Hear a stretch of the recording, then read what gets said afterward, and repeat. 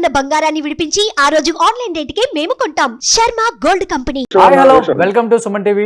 నేను మీ Roshan. So present మనతో పాటు స్వర్గీయ నందమూరి తారక రామారావు గారి మనవడు జయకృష్ణ గారి అబ్బాయి నందమూరి చైతన్య కృష్ణ గారు ఉన్నారు. సో ఆంధ్రప్రదేశ్ రిజల్ట్ మీద అండ్ కూటమి 164 సీట్లు గెలుచుకొని విక్టరీ సాధించింది కాబట్టి ఏం మాట్లాడతారో ఆయన మాటలను తెలుసుకుందాం. ఫ్యామిలీ ఎంత హ్యాపీగా ఉన్నారో ఆయన మాటలను తెలుసుకుందాం. సో చైతన్య కృష్ణ గారు నమస్తే. Hi Roshan, how are you? I'm fine అన్నా, ఎలా ఉన్నారు మీరు? Yeah fine, thank you. So ఎలా ఉన్నారు అని అడగకూడదు, ఇప్పుడు ఇంకా ఎంత బాగా ఉన్నారో మీ ఫేస్ చూస్తేనే అర్థమవుతుంది. ముందు ఫస్ట్ ఆఫ్ ఆల్ నందమూరి వారి కుటుంబం ఎలా ఎంజాయ్ చేస్తుంది? ఎందుకంటే అటు పక్కన మావయ్య చీఫ్ మినిస్టర్, బాబాయ్ ఎమ్మెల్యేగా గెలిచారు హ్యాట్రిక్, ఇంకో పక్కన ఒక బావ మంగళగిరిలో దాదాపు 95,000 ఓట్ల మెజార్టీ, ఇంకొక బావ వైజాగ్ ఎంపీగా దాదాపు 5 లక్షలు. సో ఎలా ఉంది ఓవరాల్ గా చూస్తుంటే? ఫ్యామిలీలో ఎంత జోష్గా ఉన్నారు అందరూ కూడా? ఎస్, అందరు చాలా హ్యాపీగా ఉన్నారు, చాలా సంతోషంగా ఉన్నారు. అందరూ గెలిచారు. మా మావయ్య చంద్రబాబు నాయుడు గారు కుప్పంలో మంచి మెజార్టీ గెలిచారు. అలాగే మా అత్త పురంధేశ్వరి గారు బ్రహ్మాండమైన మెజార్టీ మన రాష్ట్రంలో గెలిచారు, అత్తగారు. దాని తర్వాత మా బాబాయ్ నటసింహ బాలకృష్ణ గారు కంటిన్యూస్ గా హ్యాట్రిక్ సాధించారు. అండ్ అలాగనే మా బావ లోకేష్, మా అత్త కొడుకు, మంగళగిరిలో 91,000 అనుకుంటా అద్భుతమైన మెజార్టీతో విజయం సాధించారు. చాలా సంతోషం. అండ్ అదే కాకుండా మా బాబాయ్ అల్లుడు భరత్ వైజాగ్ లో అత్యధికమైన మెజార్టీతో గెలుపొందారు. అందరూ సంతోషంగా ఉన్నారు. ముఖ్యంగా మాకేంటంటే మా ఫ్యామిలీ సంతోషం కంటే ఆంధ్ర రాష్ట్ర ప్రజల సంతోషం మాకు ముఖ్యం. ఇది మా ఫ్యామిలీ గెలుపు కాదు, ఇది ఆంధ్ర రాష్ట్ర ప్రజల గెలుపు. ప్లస్ అదే కాకుండా మా మాయ తెలుగుదేశం పార్టీ ముఖ్యంగా జెండా మోసే ప్రతి తెలుగుదేశం పార్టీ కార్యకర్తలకి, నాయకులకి, వాళ్ళందరికీ ధన్యవాదాలు తెలియజేసుకుంటాను. ఎందుకంటే వాళ్ళ వల్లే ఈ రోజు పార్టీ గెలవడం జరిగింది. సో తప్పకుండా ఈ ఆంధ్ర రాష్ట్రం మంచి డెవలప్మెంట్ అవుతుంది, ముందు ముందు మీరు చూస్తారు. అండ్ అందరి ఆశయాలు తీరుతాయి. ఎక్స్పెక్ట్ చేశారా చైతన్య కృష్ణ గారు? అంటే ఇంత భారీ మెజారిటీ అనేది తెలుగుదేశం పార్టీ స్థాపించిన దగ్గర నుంచి కూడా ఇంతవరకు కానీ ఇని ఎరగని రీతిలో వచ్చిన రిజల్ట్ ఇది. చరిత్రలో రాసుకోవచ్చు ఇంకా అని చెప్పేసి చారిత్రాత్మక ఘట్టం అని చెప్పారు బాబు గారు కూడా. సో మీరు ఎక్స్పెక్ట్ చేశారా ముందే? నేను 110 to 120 అనుకున్నాను సీట్లు, కానీ ఎంత భారీ మెజారిటీ వస్తుందని నేను ఎప్పుడు ఊహించుకోలేదు. ల్యాండ్ స్లైడ్ విక్టరీ, చాలా అద్భుతమైన మెజారిటీ, 164 సీట్లు ఇచ్చారు. సో అందరూ హ్యాపీగా ఉన్నారు. కింగ్ మేకర్ అని చెప్పారు నిన్నటి వరకు, ఈ రోజు మ్యాన్ ఆఫ్ ద మ్యాచ్ అని చెప్తున్నారు పవన్ కళ్యాణ్ గారు. ఆయన కూడా మీరు ఇంకొక బాబాయ్ లాగా ఫీల్ అవుతారు కాబట్టి, సో ఆ బాబాయ్ గురించి ఏం చెప్పాలనుకుంటున్నారు? ఆయన గురించి కింగ్ మేకర్ అంటే చూడాలి మరి ఏమవుతున్న పరిస్థితులు బట్టి. అక్కడ మరి ఇక్కడ ఏ డిస్కషన్ జరుగుతుందో నాకు తెలియదు. కింగ్ మేకర్ అయితే definitely become king maker. And ముఖ్యంగా కింగ్ మేకర్ ఏంటంటే ఆంధ్ర రాష్ట్ర ప్రజల కోసం ఆయన కింగ్ మేకర్ అవుతారు. అండ్ ఎన్నో ఉన్నాయి, సెంట్రల్ గవర్నమెంట్ ఉన్నాయి, స్కీమ్స్ ఉన్నాయి, ప్రాజెక్ట్స్ ఉన్నాయి, అవన్నీ రావాలి మన ఆంధ్రప్రదేశ్ కి. దానికోసం ఆయన తప్పకుండా పోరాడతారు, కింగ్ మేకర్ అవుతారు. ఎన్నో ఆటుపోట్లు ఎదుర్కొన్న తర్వాత ఒక రకంగా చెప్పాలంటే ఈసారి ఎప్పుడు కూడా ఆ ఇంటి నుంచి బయటికి రాలేదు భువనేశ్వరి గారు, మీ అత్తగారు బ్రహ్మిణి గారు, కానీ ఎప్పుడు కూడా బయటకు వచ్చి ప్రత్యక్ష రాజకీయాల్లో ప్రచారం చేసిందే లేదు. అలాంటిది ఈసారి భువనేశ్వరి గారు కూడా బయటకు వచ్చి ప్రజల పక్షాన నిలబడి అంతగా పోరాడారు కదా. ఎప్పుడన్నా ఏమన్నా చెప్పారా ప్రజల గురించి? కానీ ఇంత ఇబ్బంది పడుతున్నారు, ఖచ్చితంగా మనం అందరం బయటికి వెళ్ళి మూకుమ్మడిగా ప్రజల పక్షాన్ని నిలబడాలంటే ఎవరేమనుకున్నా ఇబ్బంది లేదు, మనం వాళ్ళ కోసం నిలబడాలి, ఇవన్నీ ఆలోచించి బయటకు వచ్చారా? లేకపోతే ఫ్యామిలీలో రకరకాలుగా ఏమైనా డిస్కషన్ జరిగిందా? ఎందుకంటే ఒక యూనిటీగా ఉంటారు మీ ఫ్యామిలీ, మంచి జరిగినా చెడు జరిగినా అందరూ కూడా ఒకటయ్యి ఏకమయ్యి ఒక తాటి మీదకి వచ్చి డిసిషన్ తీసుకుంటారు. నేను ఒకసారి ఫోన్ లో మాట్లాడాను. నేను మామూలుగా అప్పుడు మాయ బెయిల్ మీద వచ్చిన తర్వాత నేను జనరల్గా ఫ్రీక్వెంట్ గా మాడుతూ ఉంటాను. అత్త ఒకసారి ప్రచారానికి వెళ్తున్నారు మన ఎలక్షన్స్ ముందు, వెళ్తూ ఉంటే మామూలుగా ఒకసారి మధ్యలో ఫోన్ చేస్తే అత్త మాట్లాడితే నేనత్త మీరు ఎప్పుడు రాజకీయాల్లో ఉండరు కదా, అప్పుడు మాయ ఉన్నప్పుడు అప్పుడు చనిపోయిన వాళ్ళకి ఐ థింక్ 3 లక్షలు అనుకుంటా ఇవ్వడానికి వెళ్ళారు. ఆంధ్రప్రదేశ్ మొత్తం 800 మంది చనిపోయారు. సో వాళ్ళకి డబ్బులు ఇవ్వడానికి అట్ట ఆ యాత్ర స్టార్ట్ చేశారు. తర్వాత మాయా వేలు వచ్చిన తర్వాత ఆ యాత్ర ఆగిపోయింది. సో తర్వాత మాయా మళ్ళీ కొన్ని రోజుల తర్వాత యాత్ర మళ్ళీ కొనసాగించారు. నేను అనుకున్నాను ఆ చనిపోయిన వాళ్ళందరికీ డబ్బులు ఇచ్చేసిన తర్వాత ఆపేస్తారు అనుకున్నాను. కానీ అలా కాకుండా ఇంకా అత్తగారు కొనసాగించారు. తర్వాత నేను షాక్ అయ్యాను. ఎందుకంటే రాజకీయాల్లో అత్తకి నాకు తెలిసిన వరకు ఆసక్తి లేదు. ఎప్పుడో ఒకసారి అడిగాను అత్తని, భువనేశ్వరి అత్తని. ఉమ్, అత్త నాకు అంత రాజకీయ ఆసక్తి లేదురా అని చెప్పారు. అలాంటిది అత్త సడన్ గా వెళ్ళటం ఏంటబ్బా అని చెప్పి మామూలుగా ఫోన్ లో మాట్లాడినప్పుడు డిస్కషన్ చేశారు. ఏంటత్తా మీరు వెళ్తున్నారు ప్రచారం కంటే? అవునరా, ఎలక్షన్ పూర్తయ్యే వరకు, అది ఎలక్షన్ ముందు, ఎలక్షన్ పూర్తయ్యే వరకు నేను ప్రచారం చేస్తూనే ఉంటాను అని చెప్తే షాక్ అయ్యా. ఏంటంటే సడన్ గా మీకు ఇది మార్పు ఏంటన్నాను. లేదురా, మన తెలుగుదేశం పార్టీ గెలవాలి, రాష్ట్ర ప్రజలు బాగుపడాలి, ఆంధ్ర రాష్ట్రం డెవలప్మెంట్ అవ్వాలంటే నేను తిరగాలి, తప్పదు.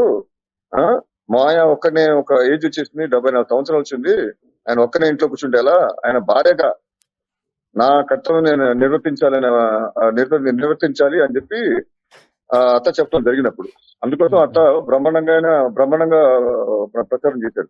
అలాగే బ్రహ్మణి కూడా లోకేష్ తరపున కాకుండా ఫ్యామిలీ మెంబర్ గా నేను బయటకు రావాలి, ఈ ఆంధ్రప్రదేశ్ ప్రజలకి అండగా ఉండాలి, ఆంధ్ర రాష్ట్రం బాగుపడాలి అని చెప్పంటే, బాగుపడాలంటే మేము రావాలి బయటికి, ఒక ఆఫీస్ గానీ ఇంట్లో ఉంటాం గానీ కాదు, ఒక ఫ్యామిలీ మెంబర్ గా చంద్రబాబు నాయుడు గారి కొరలుగా, లోకేష్ గారి భార్యగా నేను బయటకు రావాలని చెప్పి బయటకు రావడం జరిగింది.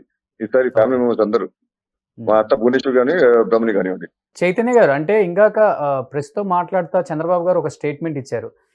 నేను వచ్చి ఇన్ని సంవత్సరాలైంది రాజకీయాల్లోకి, బాంబు దాడులు కూడా ఎదుర్కొన్నాను, ఏ రోజు కూడా బాధపడలేదు, అసెంబ్లీ సాక్షిగా నన్ను, నా భార్యని నిందలు వేసినప్పుడు తట్టుకోలేని ఒక భావోద్వేగం నాది. సో అని చెప్పేసి కూడా ఆ స్టేట్మెంట్ ఇచ్చినప్పుడు ఒకసారి బ్యాక్కెళ్ళి చూసుకుంటే నిజంగా ఆ టైంలో మీ అందరికీ మనోధైర్యాన్ని ఇచ్చింది ఎవరు? ఎలా దాన్ని ఫేస్ చేయగలిగారంటే ఏం చెప్తారు? అంటే మాయ చాలా అప్సెట్ అయ్యారు. Very unfortunate. అది అలా నీచంగా మాట్లాడకూడదు, చాలా దారుణంగా మాట్లాడారు. మన రాజకీయాలు చూసుకుంటే ఏ ఒక్క రాజకీయ నాయకుడు అలా మాట్లాడరు కూడా. మీరు పాతకాలం రాజకీయాలు చూసుకుంటే, మన 1980s కూడా చూసుకుంటే, 70s కానివ్వండి, మా తాతగారు ఉన్నప్పుడు కూడా ఏ రాజకీయ నాయకులు ఇలా మాట్లాడేవారు కాదు. పర్సనల్ గా వచ్చి ముఖ్యంగా మహిళల మీద చేయరు. ఎందుకు, మన నాయనమ్మ బసవ తారకం గురించి కూడా ఎప్పుడు మాట్లాడలేదు కాంగ్రెస్ వాళ్ళు కూడా అలా. సో వీళ్ళేంటంటే ఏం చెప్తాం, బుద్ధి లేని ఎదవలు. సారీ, ఆ మాట్లాడకూడదు, కానీ తప్పని పరిస్థితితో ఉండాల్సి వస్తుంది. మీరు చూడండి, ఇప్పుడు భారతి ఉన్నారు, జగన్ వైఫ్. ఎప్పుడు ఏ తెలుగుదేశం పార్టీ కార్యకర్తలు కానీ, నాయకులు కానీ, లేకపోతే మా ఫ్యామిలీ నుంచి కానివ్వండి, నారా నందమూరి ఫ్యామిలీ నుంచి కానీ ఎవరు భారతిని తిట్లా. అసలు రాజకీయాల్లో లాగల భారతిని. కొంచెం డిగ్నిఫైడ్ గా ఉండాలి. మనం ఏదైనా మాట్లాడినప్పుడు విధి విధానాలు కూడా తిట్టుకోండి, అంతేగాని ఇలా పిచ్చి పిచ్చికి వచ్చినట్టు మాట్లాడితే ఎలా? సో ఆ రోజున మేము షాక్ పుట్టాము. నాకు మా ఫాదర్ ఫ్రెండ్ ఫోన్ చేశారు, రమేష్ గారు అని చెప్పి, మీ మాయ ఏడుస్తున్నాను, నేను అప్పుడు డ్రైవింగ్ చేస్తున్నాను, సో బ్లూటూత్ ఆన్ లో ఉంది. అప్పుడు చెప్పారన్న, మీ మాయ ఏడుస్తున్నారంటే షాకే. మాయ అంకల్ అని చెప్తే, లేదు బాగా ఏడుస్తున్నారు, టీవీలో వస్తున్నారని చెప్తే ఇంటికి చూస్తే నా ఏడుపు వీడియో కనిపించింది నాకు. సారీ, మన టీవీ ఛానల్ లో టెలికాస్ట్ చేస్తున్నారు. అది చూసి నేను షాక్ అయ్యాను. ఏంటి మాయ ఎప్పుడు స్ట్రాంగ్ గా ఉంటారు, గట్టిగా ఉంటారు, అంత షాక్ అవటం ఏంటి అని చెప్పి ఫీల్ అయ్యాను. ఆమె మీద పెంచుకున్న ప్రేమ కనిపించింది ఆ వీడియోలో చాలా మందికి కూడా బాగా. ఎందుకంటే మా వాళ్ళు ఆడవాళ్ళకి చాలా గౌరవిస్తారండి. ముఖ్యంగా మా నందమూరి ఫ్యామిలీ కానివ్వండి, నారా ఫ్యామిలీ కానివ్వండి, చాలా గౌరవిస్తారు. అండ్ మాయ ఎప్పుడు అంత స్ట్రాంగ్ గా ఉంటారు, పోరాట యోధుడైనా. అంత పోరాట యోధుడే ఉండి ఇలా ఏడటం ఏంటి అనేది అందరూ ఆశ్చర్యపోయారు, అసలు షాక్ గురయ్యారు అసలు. తర్వాత మేమందరూ అనుకున్నాం, లేదు ఫ్యామిలీ ముక్త కట్టంతో వచ్చి ఖండించాలి, మా మాయకి అండ నిలబడాలి అని చెప్పి ఆలోచించి మేము అందరూ ముందుకొచ్చాం. ఎందుకంటే ఫ్యామిలీ సంతోషాలు ఉన్నప్పుడే కాదు, కష్టాలు ఉన్నప్పుడు కూడా ఫ్యామిలీ అందరూ కలిసి ఉండాలి. సో అది చాలా మందికి క్వశ్చన్ మార్క్. చైతన్య కృష్ణ గారు, చాలా మంది నన్ను కూడా అడుగుతారు, బట్ నేను కూడా మిమ్మల్ని ఎప్పుడు అడగలేదు. అంటే ఒక ఫ్యామిలీ ఒక స్థాయికి వెళ్ళిన తర్వాత, ముఖ్యంగా రాజకీయాల్లో కావచ్చు, సినిమా రంగంలో కావచ్చు, తెలియకుండా మనస్పర్ధలు వస్తూనే ఉంటాయి, ఒకళ్ళు ఎక్కువ ఒకళ్ళు తక్కువ చూస్తూనే ఉంటారు. అలాంటిది నందమూరి కుటుంబంలో ఇంతవరకు ఎవ్వరూ చూడలేదు తెలుగు రాష్ట్రాలలో. మంచి వచ్చినా చెడు వచ్చినా కానీ అందరూ ఒక తాటి మీదకి వచ్చి అందరూ ఒకే ఇంట్లో ఆ డిస్కషన్ అనేది తీసుకొస్తారు. అటు నారావారి ఫ్యామిలీ, నందమూరి ఫ్యామిలీ. అంటే ఎవరు, అంటే ఒక తాటి మీదకి తీసుకురావడానికి మెయిన్ రీజన్ ఎవరు? ఒక పిల్లర్ ఎవరు? మేజర్ పిల్లర్ దీనికి అసలుకి మనందరం కలిసికట్టుగా ఉండాలి, మంచైనా చెడైనా అని చెప్పే మంచి వ్యక్తి అంటే మీ కుటుంబంలో ఎవరి పేరు చెప్తారు మీరు? అంటే అందరు కలిసి ఉంటామండి, అందరూ ఆలోచిస్తూ ఉంటాం. ఎప్పుడు మనం మన పండుగల రోజు కానివ్వండి, ఫ్యామిలీ మెంబర్స్ కలుస్తాం, కలిసి ఎవరో ఒకరి డిసిషన్ తీసుకోవటం కాదు, అది మా తాతగారి నుంచి స్టార్ట్ అయ్యింది. తాతగారు ఉన్నప్పుడు అందరిని పిలిచేవారు, కూర్చోబెట్టి మాట్లాడేవారు. ఇప్పుడు ఆ స్టాండ్ ఎవరు తీసుకున్నారు?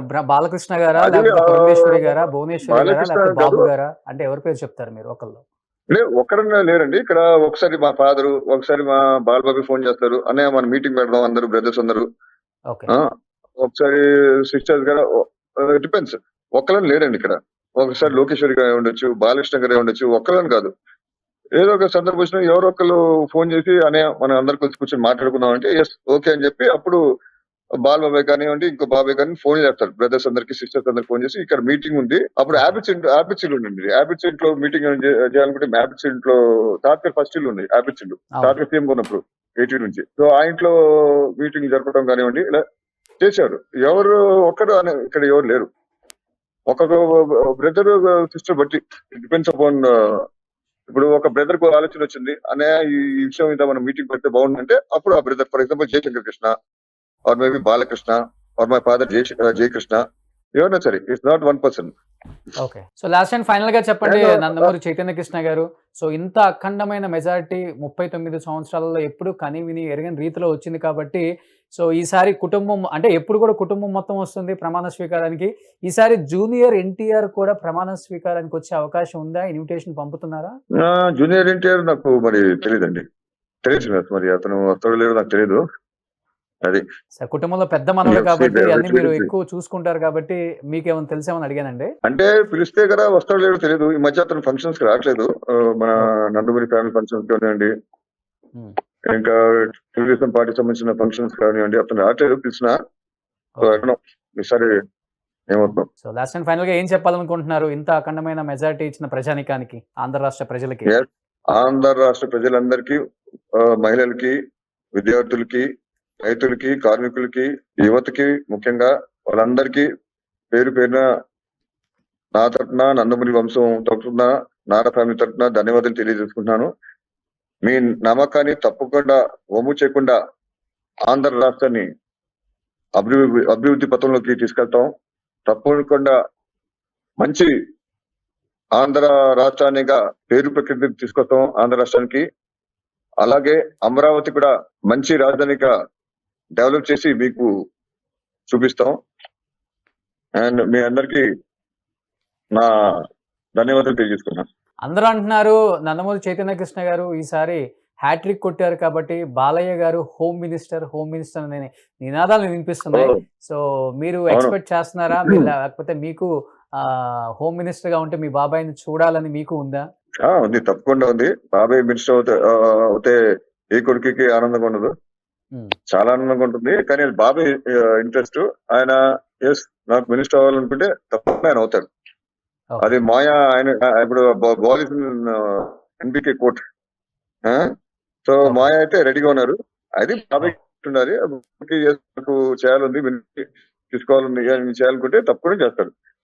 ఎందుకంటే ఇక్కడ బాబాయ్ చూసుకుంటే క్యాన్సర్ హాస్పిటల్ చూసుకున్నారు, మళ్ళీ ఆయన సినిమాలు చూసుకుంటున్నారు. సో ఆయనకి తీరిక దొరికితే తప్పకుండా నా మినిస్ట్రీ పదవి తీసుకుంటారు ఆయన ఇంట్రెస్ట్ బట్టి.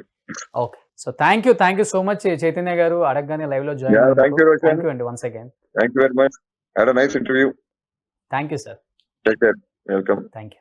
సుమన్ టీవీలో మీ పర్సనల్ అండ్ బిజినెస్ ప్రమోషన్స్ కోసం కింది నెంబర్కి కాంటాక్ట్ చేయండి.